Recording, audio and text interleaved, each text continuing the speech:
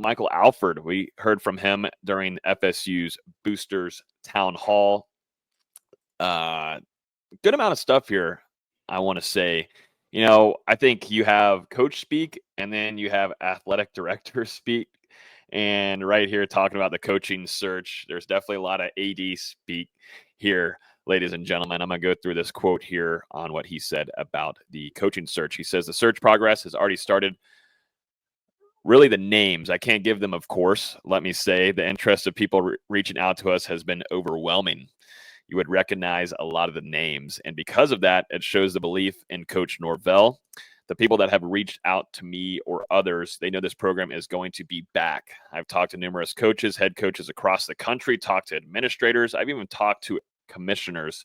I mean, everyone says you're going to be right back, and that is our anticipation.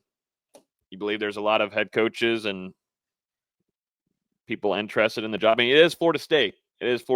But interested to see y'all's take on this. If I'm interested to see what the caliber of those candidates are, because there could be some head coaches that are in that lower tier that could be interested as well. I'm interested. I'd be interested in coming and coaching. I feel like we all would like to coach that offensive line and give a shot at it at this point. But interested to hear y'all's thoughts on this. Some big names. There's big names out here. There's big names. I was going to let you go first, but I surprisingly don't doubt that there's been names we have heard of reach out and inquire about the openings. Now, are they names we know because they're good or bad is the question. That he didn't specify that. I do think there's going to be a lot of interest in these jobs just because, the brand is that big.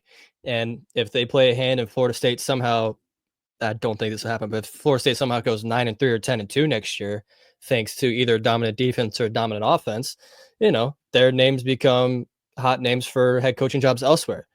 But at the same time, I don't think that's very realistic. And we'll see who Florida State ends up getting. But I really don't think it's that much of AD speak to say that there's been a lot of interest in the jobs. Yeah, he said tremendous interest, not tremendous candidates, right? Correct. So there you go. That answers it for me. I don't know. Is that all you got there, Alfred? Dustin, I think you should be the assistant to Alfred. Honestly, you give some good, candidates for him. Well, if I get a pay raise, sure, I'll take it. I think you would. Maybe, I don't know. Depends if Florida State can get back on track or not. But I don't know. I mean, it's like I said. I think you got to say what you got to say. But I mean, to me, I think there's a lot of respect for Mike Norvell. I think he's very likable. I think, as we know, in his coaching tree, highly respectable from what he's been able to do in his young coaching career on the collegiate level. And I'm sure there's a lot of people that would love to coach with him and bring Florida State back to what it's supposed to be, which was in 2023, getting 13 wins in a regular season. Like, that's how it's supposed to be.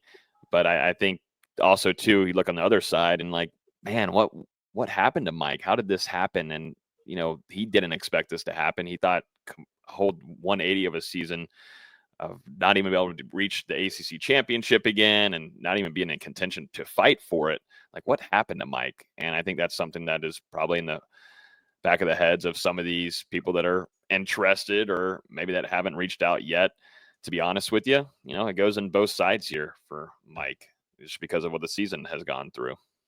Yeah, but I mean, this is where a long coaching tree and at least the way that Florida State has operated with some of the events they've held in the offseason, this is where some of that kind of stuff can hang out or help out. Because obviously Norvell, before Memphis, he worked at Pittsburgh, worked at Arizona State, worked at Tulsa, worked at some of these programs where he's been able to build relationships with coaches who have risen up and have taken better jobs throughout the years that, now could potentially come to Tallahassee due to that past relationship.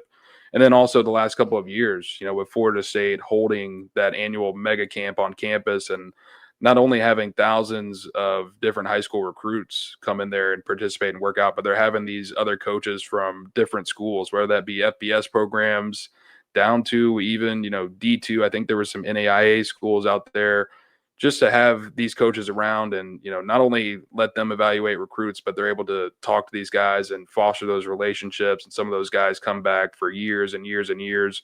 So, whenever you've got that large outreach of Florida State is doing, this is where that can benefit you some, because, a lot of coaches, like you said, respect Mike Norvell, respect what he's built in Tallahassee and at Florida State. And I'm sure that there are plenty that would love to jump on board and help try and get this thing turned around. And they also respect some of the names on his coaching tree. I mean, we see Kellen Dillingham having a lot of success at Arizona State this year. Obviously, Dan Lanning at Oregon's had a few good seasons, and that tree is only going to continue to grow as Norvell gets the right assistants, and he just didn't have the right assistants. And granted, that's on him. And hopefully he's realized those mistakes and can fix those for the coming years. But, he's already built an impressive coaching tree in a short span of time.